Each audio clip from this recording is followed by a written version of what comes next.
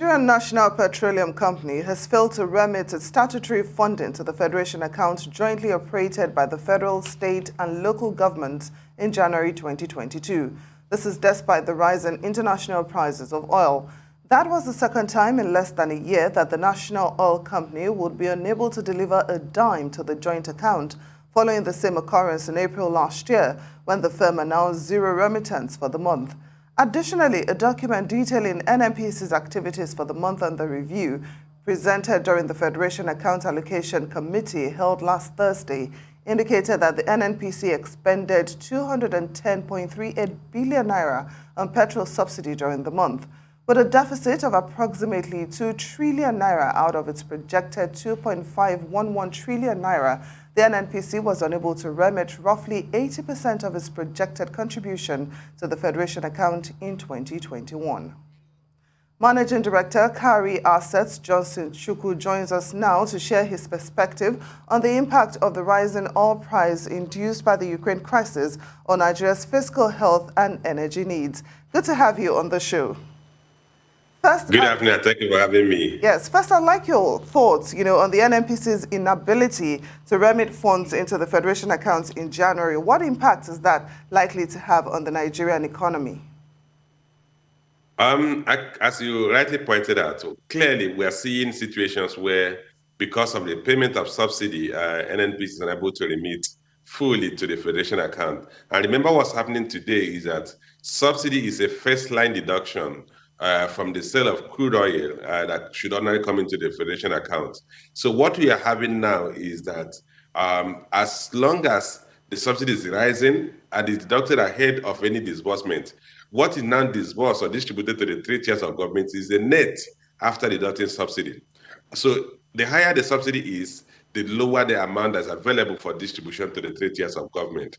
And it's a decision we've taken as a country that we want to continue to bear the benefit or so-called, call it notional or benefits of subsidy when we are not appraising appropriately the cost of the subsidy.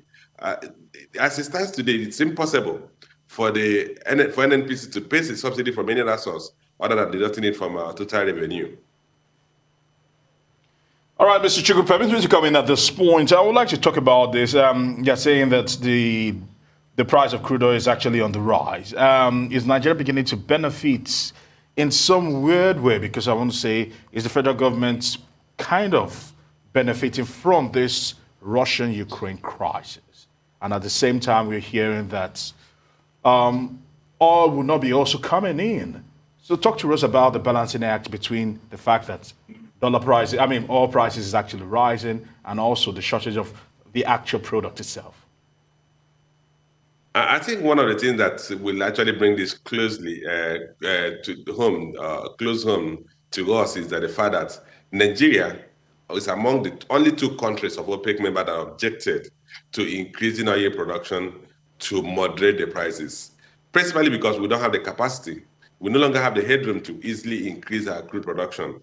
If you look at the NPS report of 4th quarter GDP, our average crude oil production was about 1.5 million barrels. And that included condensate, which about 200,000 barrels. So in effect, our crude production was about 1.3 million barrels. And we have seen consistent decline, or at best, stagnation in our crude oil production. So the increase in crude price to about $100, as of today, it was about $102. It's not benefiting us because we're unable to increase our production. And unfortunately for us, we are also importing 100% of our refined petroleum products consumption, which means that we are absorbing 100% of the increase in effect of increase in crude price as it's passed on to refined petroleum products. And if you are unable to increase your crude production at a time when prices are high or elevated, it simply means the refined petroleum you are importing will be imported at market price. And remember, we're also importing in the spot market. So we're importing at the price, losing prices. No, we're not doing forward purchase of our refined petroleum products. So we are absorbing the entire increase in refined petroleum product prices without getting the commensurate benefit from increase in our crude oil production. Rather, we are struggling to even produce about 1.3 million barrels. I think the last figure for December was about 1.396 million barrels a day for the last month of last year. So Nigeria is in a very difficult. We are actually suffering what we call double whammy.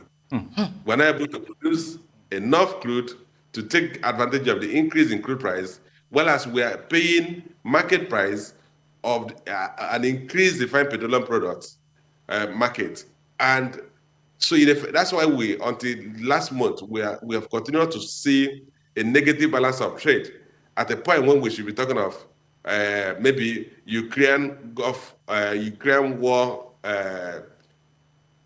like what we had when we had the Gulf War benefit of about 12.6 billion dollars windfall. But unfortunately, we're not going to have any windfall from the Ukrainian war. We're going to rather suffer a shortfall from the Ukrainian war because we are not able to increase our crude production. And yes, speaking of that double whammy and the triple whammy, this Ukrainian-Russian crisis, can you explain to us what the after effects could possibly be for us? We know that we have been suffering with the petrol queues from the dirty fuel that came in weeks before. We already had a lot of issues on our plate. What is the future looking like if Ukraine and Russia are still on this? A couple of things will happen. In the first place, our downstream market, petroleum market, will continue to go through some difficulties. Remember, like I said earlier, we're importing 100 barrels of fuel consumption, and Russia is a major producer of petroleum products, crude and refined petroleum products. Part of our import of refined petroleum products is coming from Russia, and some are coming from countries that are close to Russia, where as a lot of shipping logistics, as a lot of disruption of shipping services or high cost of shipping services, are going to have delays. Again, the Western countries are imposing sanctions, economic sanctions on Russia, one of which could involve banning the importation of crude and refined petroleum product from Russia. What that means is that they would divert any other product that would otherwise have come to Nigeria to Western countries. So because it's cheaper for them to sell the refined petroleum products to the Western markets than to bring it to Nigeria. So you either see an increase in the price of refined petroleum product coming to Nigeria, or a shortfall in supply. Since you can't produce, since you're not refining any product. So that means resolving the issue that came about a lot of bad fuel may take a longer time to achieve, because what you're trying to do is bring in additional products to meet the shortfall in supply. And if that product is not coming to you because they have a closer market they have to supply to, so it will take a longer time. Either you pay a premium to get the product, or you take a longer time to close that supply gap. So we may have to live with the shortfall in supply of refined petroleum product for a longer time as a result of this war. And who knows when the war will end?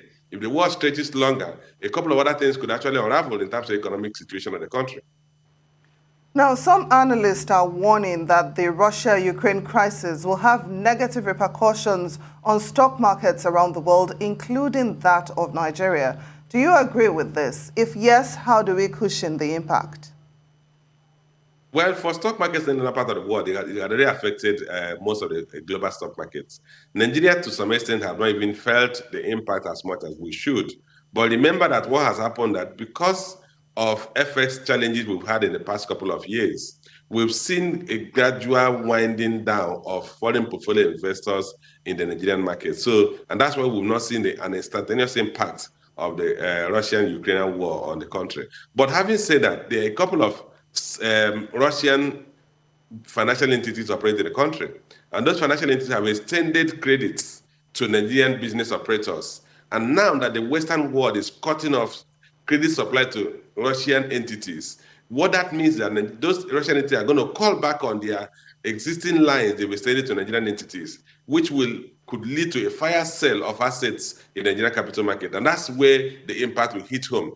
Because once you have that fire sale, you're going to see asset prices depressed, and you're going to see a deluge of supply into the market without a commensurate demand. And that will lead to a material decline in asset prices across all the asset classes, equities, fixed income instruments. So you should expect that if these pressures continue on Russian financial entities to wind down on their exposures to Nigerian operators, and not only Nigerian operators, elsewhere in the world, we could see a decline in prices across all the assets traded on the Nigerian exchange. All right, Mr. Chukwu, permit me to sling back to our talk about the impact of this Russian-Ukraine crisis and the invasion.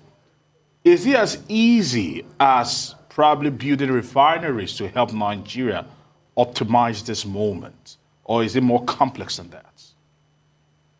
Well, you know that building a refinery is not what you do. It's not the light bulb where you just turn on the switch and the whole place brightens up.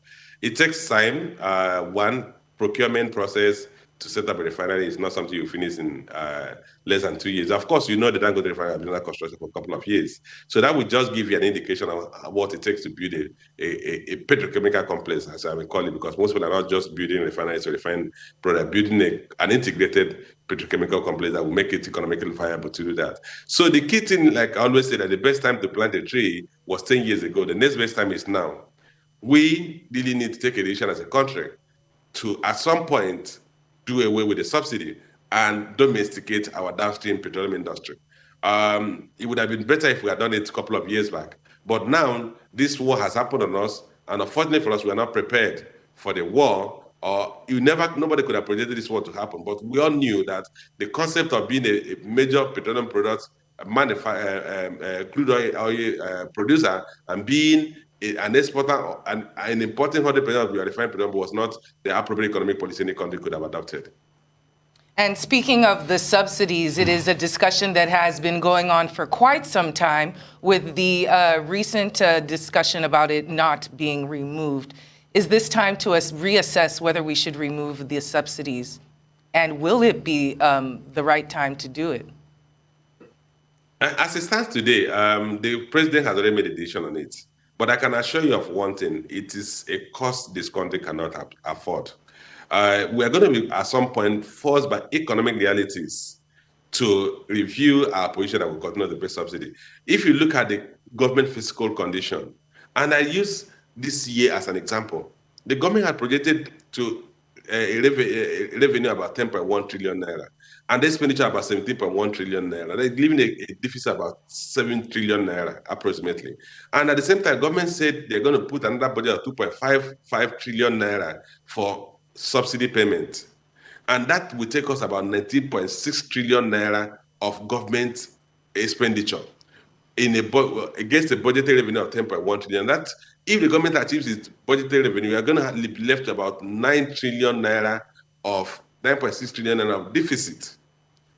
How are you going to fund that? But the reality is that the government cannot even achieve a 10 trillion naira revenue given its performance last year, if that's anything to go by. Last year, as at the end of November, the government had only achieved about 5 trillion naira in revenue.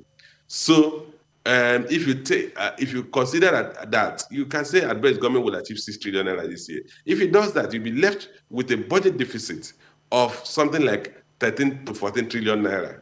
And that will simply mean that our debt service continue to balloon, and we're already dealing with the debt service close to 70%. You're going to get to a point in the next 2 or 3 years where your debt service alone will consume entirely government revenue, which means we are not going to be able to pay salaries and wages. There won't be any investment in social infrastructure like education, healthcare, and the government will not build fiscal infrastructure. At that point, it will be clear to us we can't continue. I hope that we're not going to get to that point where it becomes inevitable we will default on payment of our debt obligations. So I think at some point, the economic realities will dawn on us that subsidy payment is unsustainable in the long run. It's a political decision that will be taken. It's like saying, look, I will wait this until the ceiling fan hits the floor. At that time, I would have escaped. That's the decision we find ourselves. But somehow, a government will take that decision. Mr. Johnson Chukwu, thank you so much for joining us on Newsday.